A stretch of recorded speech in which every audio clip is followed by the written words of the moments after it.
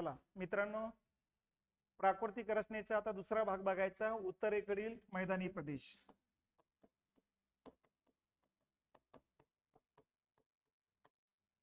उत्तरेकडचा जो मैदानी प्रदेश आहे असा हा भगव्या रंगाने दाखवलेला आहे बघा. यामध्ये राजस्थानचा पश्चिमेकडचा जो वाळवंटी पट्टा आहे हा पूर्ण वाळवंटा पट्टा आहे, हाही मैदानी प्रदेशाचाच भाग येतो असतो. तर हा राजस्थानचा भाग, पंजाब, हरियाणा, दिल्ली, उत्तर प्रदेश, बिहार, झारखंडचा उत्तरेकडचा पार्ट आहे, पश्चिम बंगाल, ठीक आहे. त्याच्यानंतर इकडं आसाम, मेघालयचा वरचा भाग, हा एवढा एरिया येतो, याला म्हणायचं मैदानी प्रदेश. मग मैदानी प्रदेश इथून सुरुवात होतो ते इथपर्यंत आहे. ही टोटल लांबी येते 2400 किलोमीटर, ठीक आहे. आणि रुंदी इथं खूपच कमी आहे, इथं 150 किलोमीटर रुंदी आहे आणि जास्तीत जास्त इथं रुंदी येते बघा, ही 500 किलोमीटर रुंदी येत असते बघा. आलं लक्षात? तर 150 ते 500 किलोमीटर रुंदी आणि जवळपास 2400 किलोमीटर लांबी, आणि हा टोटल एरिया येतो 6.77 लाख चौरस किलोमीटर, इतका एरिया येतो असतो हा. आणि कुठले कुठले राज्य येतात? पश्चिम राजस्थान, पंजाब, हरियाणा, उत्तर प्रदेश, बिहार, झारखंडचा उत्तरेकडचा पार्ट, पश्चिम बंगाल, आसाम आणि मेघालयचा उत्तरेकडचा पार्ट. तर मेन राज्य लक्षात ठेवा, पंजाब, हरियाणा, उत्तर प्रदेश, बिहार, आसाम, पश्चिम बंगाल, ठीक आहे. मग आता हा मैदानी प्रदेश जो आहे, मैदानी प्रदेश म्हणजे काय? 300 मीटर समुद्र पातळीपासून 300 मीटर पेक्षा कमी उंचीचा आणि सखल भाग आहे. समजून घ्यायचं, अशी समुद्र पातळीपेक्षा आखरी या ठिकाणी 150 मीटर उंचावरचा भाग आहे. आलं लक्षात? आणि आपल्या या ठिकाणी आपल्याला माहिती 300 मीटर पेक्षा जास्त उंचीचा आणि सकल भाग असेल तर मग पठार म्हणत असतो आपण त्याला. तर हा 300 मीटर पर्यंतचाच भाग येतो, ठीक आहे, त्याला म्हणायचं मैदानी प्रदेश. मग आता हा उत्तरेकडचा मैदानी प्रदेश निर्माण होण्याच्या पाठीमागचं कारण काय? मग आपल्याला माहितच आहे की या ठिकाणी हिमालयन डोंगररांगा होती इकडं, बरोबर आहे. इकडे हिमालयन डोंगररांगा होत्या, या हिमालयन डोंगररांगा निर्माण झाल्यात. हिमालयन डोंगररांगा निर्माण झाल्यानंतर मग या ठिकाणी जर बघितलं, इकडे खाली पठारी प्रदेश आहे, हा पठार जो आहे तो 600 ते 800 मीटर उंचावर आहे. या हिमालयन डोंगररांगा शिवालिका 1500 मीटर, मध्य हिमालयन डोंगररांगा 3000 मीटर आणि बृहद हिमालयन डोंगररांगा 6000 मीटर उंचीचे आहे. यांच्या दरम्यानचा हा जो पट्टा होता, हा पट्टा जवळपास 1200 ते 1300 मीटर खाली खड्डा होता, समुद्र पातळीच्या पण खाली. आलं लक्षात? मग आपण याला थोडक्यात समजून घेऊ. हे बघा, दक्षिणेकडचा पार्ट हा पठारी प्रदेश आहे, असं ज्या पठाराची उंची आपल्याला माहिती आहे 600 ते 800 मीटर होती, आणि इकडे हा खोलगट भाग होता असं. आलं लक्षात? ही समुद्र पातळी असं समजून घ्यायचं तुम्ही, म्हणजे 0 मीटर इथं. याच्यावरती हा 600 ते 800 मीटर होता, आणि याच्यावरती इथं शिवालिका टेकडे 1500 मीटर, मध्य हिमालयन डोंगररांगा 3000 मीटर, शिवालिका टेक आपला बृहद हिमालयन डोंगररांगा 6000 मीटर उंचीचे होते. तर हा उत्तरेकडचा पार्ट हा एकदम दक्षिणेकडचा, आणि या दोघांच्या मध्ये मैदानी प्रदेश आहे. पण एका कालखंडात हा जो प्रदेश होता समुद्र पातळीच्या खाली 1200 मीटर खोल होता, एकदम मोठा खड्डा होता. मग हिमालयन डोंगररांगा निर्माण झाल्या, इकडून येणारे जी मोसमी वारे इथं आडवल्या जाऊ लागले, आणि त्यामुळे या ठिकाणी प्रचंड पाऊस पडू लागला, आणि पावसाचं पाणी उताराच्या दिशेनं असं खाली वाहत आलं इकडं नदीच्या रूपानं, आणि पावसासोबत मग गाळ, दगडगोटे, माती, रेती सगळं खाली वाहत आलंय. आणि यातून हा पार्ट जो आहे या ठिकाणी गाळानं भरत चालला, गाळानं भरत भरत भरत 1200 मीटर गाळानं हा पट्टा भरलाय, आणि नंतर मग समुद्र पातळीच्या वरती जवळपास 150 ते 200 मीटर वरती आला. आज याची उंची किती आहे? ते 150 ते 200 मीटर आहे. म्हणजे मग गाळाचा जर विस्तार बघितला तर हा 1200 आणि हे 150 ते 200, म्हणजे जवळपास टोटल 1300 ते 1400 मीटर गाळानं हा पार्ट भरला गेलेला आहे. म्हणजे या ठिकाणी तुम्हाला जवळपास 1.5 किलोमीटर पर्यंत खडक लागणार नाही, गाळाची पूर्णचे पूर्ण. तर अशा पद्धतीनं हिमालयातून उगम पावणाऱ्या नद्यांनी आणलेला गाळापासून हा पट्टा भरत भरत गेलेला आहे, आणि मैदानी प्रदेश तयार झालेला आहे. मग आपल्याला सांगितलेलं आहे सगळा गाळापासूनचा तयार झालेला एरिया येतो बघा, आणि हा एरिया नद्यांनी आणलेल्या गाळापासून तयार झालेला आहे. मग आता कोणत्या भागामध्ये, कोणत्या राज्यामध्ये, कोणत्या नदीने आणलेल्या गाळापासून तयार झाला? तर यामध्ये लक्षात घेतलं पाहिजे आपण, पंजाब, राजस्थान, हरियाणा या पट्ट्यामध्ये जर विचार केला आपण, तर या पट्ट्यामध्ये इकडं झेलम, चिनाब, रावी, बियास आणि सतलज या ज्या नद्या आहेत, प्रमुख नद्या कुठल्या आहे? मग सतलज नदी आहे. सतलज आणि त्यांची उपनद्या, या नद्या पश्चिमेकडे वाहत असतात अशा. आलं लक्षात? तर या पश्चिमेकडे वाहणाऱ्या नदीने आणलेल्या गाळापासून पंजाब, हरियाणा आणि राजस्थानचा मैदानी प्रदेश तयार झाला. त्याच्यानंतर दिल्ली, युपी, बिहार, झारखंड, पश्चिम बंगाल इकडून अशी वाहत असणारी गंगा नदी आहे. या गंगा नदीने आणलेल्या गाळापासून हा प्रदेश तयार झालेला आहे. मग गंगा नदी पूर्व दिशेने वाहते, म्हणून या मैदानाचा उतार पूर्वेला आहे, या मैदानाचा उतार पश्चिमेला आहे. आणि आसामचा जो मैदानी प्रदेश आहे हा इकडून येणाऱ्या ब्रह्मपुत्र नदीने आणलेल्या गाळापासून तयार झालेला आहे. इकडे ब्रह्मपुत्र नदी वाहते, ही गंगा नदीचा पट्टा आहे हा. लक्षात? मग ब्रह्मपुत्र नदी भारतामध्ये पश्चिम दिशेने वाहते, म्हणजे पूर्वेकडचा हा जो काय आसामचा मैदानी प्रदेश आहे त्याचा असा उतार आहे पश्चिमेकडे. लक्षात? आणि युपी, बिहार, पश्चिम बंगालच्या भागातून नदी पूर्वेकडे वाहते, म्हणजे या मैदानाचा उतार पूर्वेकडे. मग यावरून मैदानाचे 3 भाग पाडले गेले. हा पश्चिम मैदान आहे. गंगा नदीचा प्रदेश खोऱ्याचा पट्टा म्हणजे मध्य मैदान, आणि आसाम, मेघालय मैदानी प्रदेश म्हणजे पूर्व मैदान. असे 3 भाग पाडले जातात बघा. पूर्व मैदानी प्रदेश ब्रह्मपुत्र नदीने आणलेल्या गाळापासून तयार झाला. मध्य मैदानी प्रदेश गंगा नदीने आणि त्यांच्या उपनदीने आणलेल्या गाळापासून तयार झाला. पश्चिम मैदानी प्रदेश सतलज आणि त्यांच्या उपनदीने आणलेल्या गाळापासून तयार झाला. लक्षात? पश्चिम मैदानी भागामध्ये पंजाब, हरियाणा, पश्चिम राजस्थानचा भागाचा समावेश होतो. गंगा नदीच्या खोऱ्यामध्ये दिल्ली, युपी, बिहार, झारखंड आणि पश्चिम बंगाल मधल्या गाळाच्या मैदानाचा समावेश होतो. आणि ब्रह्मपुत्र नदीने आणलेल्या गाळापासून आसाम आणि नागालँड, आपलं आसाम आणि मेघालय राज्याच्या मैदानी प्रदेशाचा समावेश होतो बघा. तर पश्चिम मैदान, मध्य मैदान, पूर्व मैदान असे 3 भाग या ठिकाणी पाडले जातात. मग या भागामध्ये जर पाऊस बघितला तर इकडे बंगालच्या उपसागरात जे काही मोसमी वारे येतात, या मोसमी वाऱ्याची एक शाखा अशी जाते नैऋत्येकडून ईशान्येकडे. लक्षात? त्यामुळे या पट्ट्यामध्ये इथं हिमालयन डोंगरांगाला वारे आढळले जात असल्यामुळे या पट्ट्यात प्रचंड पाऊस पडतो बघा. प्रचंड पावसाचं पाणी ब्रह्मपुत्र नदीला येते, आणि ब्रह्मपुत्र नदीलाच आसाम मध्ये मोठ्या प्रमाणात महापूर पण येतो असतो बघा. सर्वात जास्त महापूर येणारी एरिया हाच आहे, कारण डोंगरांगा अशा खाली उतरला असल्या जात असल्यामुळे इथं पावसाचं प्रमाण जास्त आहे. तर या पट्ट्यामध्ये वर्षभरात सरासरी 150 ते 200 सेंटीमीटर पाऊस पडतो बघा. पूर्व मैदानी प्रदेशात 150 ते 200 सेंटीमीटर पाऊस पडतो. आणि काही वारे इकडे जातात अशी. आता मग असे वारे जाताना पश्चिम बंगालमध्ये 150 ते 200 सेंटीमीटर पाऊस आहे. इथं पावसाचं प्रमाण कमी होतं, बिहारमध्ये आणखीन कमी होतं. सरासरी 80 पासून ते 150 सेंटीमीटर पर्यंत मध्य मैदानी प्रदेशामध्ये पाऊस पडत असतो. आणि इकडे जाताना आणखीन पाऊस कमी व्हायला लागतो. इकडे 50 ते 80 सेंटीमीटर पाऊस पडतो बघा. या भागात तर पाऊस सर्वात कमी आहे आता, म्हणून या पट्ट्यामध्ये वाळवंट तयार झालेली इथं. आलं लक्षात? तर अशा पद्धतीनं मैदानी प्रदेशातील पाऊस लक्षात घ्या. पश्चिम मैदानी भागात 50 ते 80 सेंटीमीटर, मध्य मैदानी भाग म्हणजेच गंगा नदीच्या खोऱ्यामध्ये 80 ते 150 सेंटीमीटर, आणि पूर्व मैदानी भाग किंवा ब्रह्मपुत्र नदीच्या खोऱ्यामध्ये 150 ते 200 सेंटीमीटर. मग आता पावसावरून पिकं लक्षात येतं. हा ड्राय एरिया आहे. या ड्राय एरियामध्ये आपल्याला माहिती आहे कापूस, ऊस, गहू आणि मका ही 4 पिकं या भागामध्ये घेतल्या जातात बघा. या भागाचा जर विचार केला तर इथं ऊस, कापूस, गहू, मका युपी, बिहारच्या अर्ध्या भागामध्ये, अर्धा बिहार, झारखंड आणि पश्चिम बंगालमध्ये. इकडे जर बघितलं आपण तर या ठिकाणी ताग आणि तांदूळ घेतला जातो बघा, कारण हा दमट हवामानाचा पट्टा येतो इतक्या जाग्यात, म्हणून इकडे ताग आणि तांदूळ आहे. आणि इकडे सुद्धा ताग आणि तांदूळच आहे.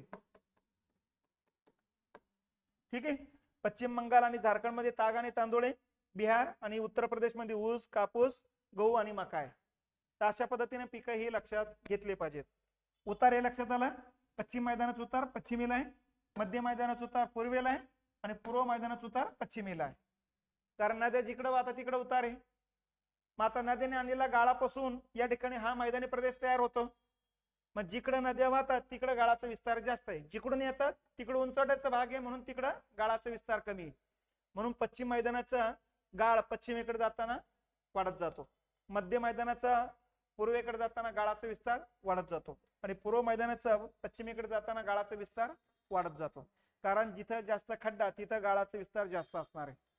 तर अशा पद्धतीने 1200 ते 1300 किंवा 1400 मीटर पर्यंत गाळानं भरत गेलेला पट्टा आहे. म्हणून या पट्ट्यामध्ये विहिरी खोदल्या जात नाही, कारण विहिरी खोदल्या गेले की काठाचा गाळ खाली पडत जातो मग, कारण खडक लागत नाही. म्हणून इथं बोर किंवा कूपनलिका घेतात हे लोक. तर त्या रूपाने सिंचने किंवा 12 वाहणाऱ्या नद्यांवरती कालवे काढलेले आहेत, त्या कालव्याद्वारे सिंचनाची सुविधा या पट्ट्यामध्ये आहे. तर हा सुपीक भाग येतो असतो बघा. या सुपीक भागामधून वर्षातून 3 पिकं येऊन जातात, खरीप, रब्बी आणि उन्हाळी. आणि हेक्टरी उत्पादकता सुद्धा जास्त आहे बघा.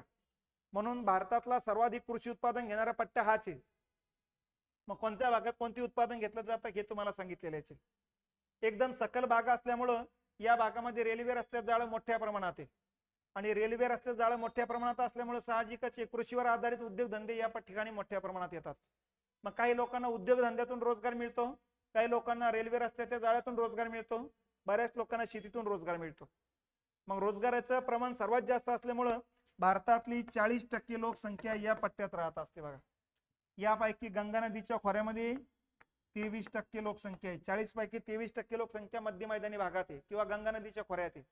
उर्वरित मग या ठिकाणी पूर्व मैदानी आणि पश्चिम मैदानी भागात येत असते बघा. तर अशा पद्धतीने हा उत्तरेकडचा सर्वात सुपीक भाग आहे. हरित क्रांतीचे चित्र जे आहे ते निर्माण करण्याचं काम या भागानेच केलेलं आहे. सर्वात दाट लोकवस्ती याच पट्ट्यात आहे, सर्वाधिक रेल्वे रस्ते जाळे याच पट्ट्यात येत असतं बघा. मग तर अशा पद्धतीनं हा मैदानी प्रदेश येतो असतो. मग आता या मैदानी प्रदेशामध्ये जो काही गाळ आहे त्या गाळाचे सुद्धा प्रकार पाडले जातात. आता कुठला कुठला प्रकार आहे आता ते गाळाचे प्रकार लक्षात घेऊ आपण. हे बघा, या ठिकाणी ज्या काही नद्या वाहत येतात, मग आता समजून घ्यायचे उत्तराखंड मधून गंगा नदी अशी वाहत आलेली, बरोबर आहे. ही अशी नदी वाहत चालते बघा, आणि अशी नदी सागराला जाऊन मिळते. ठीक आहे. मग आता ही जी नदी आहे, या नदी डोंगराळ भागातून आल्यानंतर वेगाने येत असते बघा. वेगाने आली की या डोंगराच्या या ठिकाणी उतारावरती डोंगराच्या पायथ्यालगत मग दगडगोट्याच्या गाळाचं संचलन होत असतं. या दगडगोट्याच्या गाळाला म्हणायचं भांबर. आलं लक्षात. त्याच्यानंतर 25 किलोमीटर पर्यंत शिवालिका टेकड्याच्या पायथ्यापासून 25 किलोमीटर पर्यंत हा भांबर नावाचा पट्टा येतो असतो बघा. त्याच्यानंतर 25 किलोमीटरच्या पुढे मग बारीक रेतीचं संचयन नदी काठालगतच्या पट्ट्यामध्ये व्हायला लागतं बघा. याला म्हणायचं तराई. हा तराईचा जो गाळ आहे हा दलदलयुक्त प्रदेश आहे. या ठिकाणी अगोदरचे राजे लोक लढाई खेळण्यासाठी उन्हाळ्यामध्ये हा प्रदेश या ठिकाणी वापरत असत बघा. म्हणून तराईचं युद्ध म्हटलं जायचं या पट्ट्यात जर युद्ध झालं तर हा दलदलयुक्त पट्टा आहे. त्याचं कारण आहे शिवालिका टेकड्यापासून उगम पावणारे जे लहान लहान ओहळे ते डोंगराच्या पायथ्याशी लुप्त होतात आणि तराईच्या भागात झऱ्याच्या रूपाने वरती येतात. त्यामुळे मलेरियाचे रुग्ण या पट्ट्यामध्ये सर्वात जास्त आहे. त्याच्यानंतर बाकीचा गाळ जो आहे पुढे जातोय आणि बाकीच्या गाळामध्ये नदीच्या काठालगतचा जो गाळ आहे, नदीच्या पात्रातील चिकणमातीयुक्त नवीन गाळापासून तयार झालेला नदीचे काठ, या नदीचे काठाचा जो काही गाळ आहे याला म्हणायचं खादर. आणि या खादर बसून इकडं आणि इकडं जो काही गाळ येतो तो जुना गाळ आहे, हा कमी सुपीक गाळ आहे, त्याला म्हणायचं भांगर. जुना गाळ भांगर, हा खादर नवीन गाळ आहे काठावर. म्हणजे नदीचे काठ इकडे 2 किलोमीटर इकडे 2 किलोमीटर आहे, तो खादरचा एरिया आहे. तो सर्वात सुपीक भाग आहे, सर्वात नवीन गाळ आहे. आणि खालच्या भागात मग खादरचा विस्तार वाढत जातो आता. आणि इकडं तर सगळा खादरच आहे मग, कारण नवीन गाळ या पूर्ण पट्ट्यामध्ये येतो असतो. आलं लक्षात. तर हा जुना गाळ वरच्या भागात एक नदीच्या काठापासून दूरच्या पट्ट्यात आहे. आणि इकडं मग या जुन्या गाळापासून जो कठीण खडक तयार होतो त्या कठीण खडकाला म्हणायचं भूड. तर हा भूड एक गाळ प्रकार येतो असतो. खादर नवीन गाळ आहे, भांगर जुना गाळ आहे, तराई बारीक रेतीचा गाळ आहे, भांबर दगडगोट्याचा गाळ आहे. त्याचबरोबर इकडे लक्षात घ्यायचं, इकडं अरवली डोंगररांगा येतं. अरवलीच्या पश्चिमेकडे तर मारवाडचे पठार लागतं बघा. आणि मारवाडच्या पठाराच्या पलीकडं इथं वाळवंटी पट्टा आहे. वाळवंटी पट्टा आणि मारवाडच्या पठार यांच्या दरम्यान जो मैदानी प्रदेश आहे सुपीक गाळाचा, इथल्या शुष्क मैदानी प्रदेशातील गाळाला म्हणायचं बागर. हा बागरचा एरिया येतो बघा. आणि या बागरच्या एरियामध्ये जागोजागी डबक्यामध्ये जे पाणी साठवलं जातं ते पाणी तसंच जिरतं आणि पाण्यातल्या क्षारापासून इथं जो काही गाळ तयार होतो त्याला म्हणायचं रेह. लक्षात. क्षारपड जमिनीपासून तयार झालेला गाळ रेह.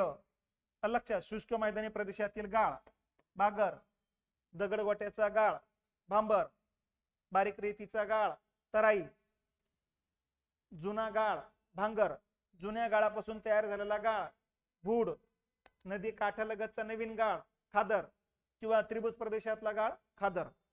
तर अशा पद्धतीनं उत्तरेकडचा जो मैदानी प्रदेश आहे अशी या वेगवेगळ्या गाळापासून तयार झालेला आहे. आणि या गाळामध्ये सर्वात सुपीक गाळ खादर येतो असतो. नवीन गाळ आहे चिकन मातीयुक्त गाळ आहे, त्यामुळे त्या पट्ट्यामध्ये कृषी उत्पादन सर्वात जास्त घेतले जातं बघा. ठीक आहे. मग आता परत बघा मैदानी प्रदेशाचं बद्दल निर्मितीचं कारण काय? नद्याने वाहून आणलेला गाळ त्याचं प्रमुख कारण आहे.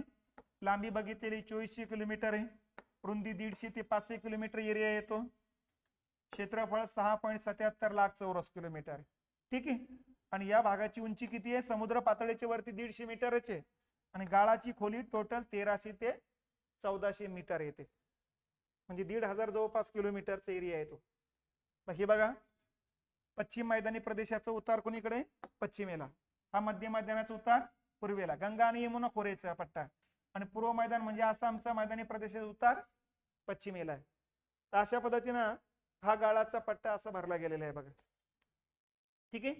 इथं आपण बघितलेलं हिमालयातून उगम पावणारी नदी आहे. मग इथं पायथ्यालगत जो गाळ आहे त्याला म्हटलेले भांबर, दगडगोट्याचा गाळ. इथं बारीक रेतीचा गाळ आहे म्हटलेले तराई. ही बघा नदी आहे, नदीच्या काठावर पिवळ्या पिवळ्या रंगाचा नवीन गाळ म्हणजे खादर आणि काठापासून दूरच्या भागातला गाळ म्हणजे भांगर. आलं लक्षात? तर असंही तुम्ही समजून घेऊ शकता. त्याच्यानंतर मैदानाचे 3 भाग बघितले होते आपण, पश्चिम मैदान, मध्य मैदान, पूर्व मैदान, असे 3 भाग पाडले जाते होते भाई. मग पश्चिम मैदान कोणत्या राज्यात आहे? पंजाब, हरियाणा आणि पश्चिम राजस्थान. मध्य मैदान यूपी, बिहार, पश्चिम बंगाल आणि झारखंडचा काही भाग.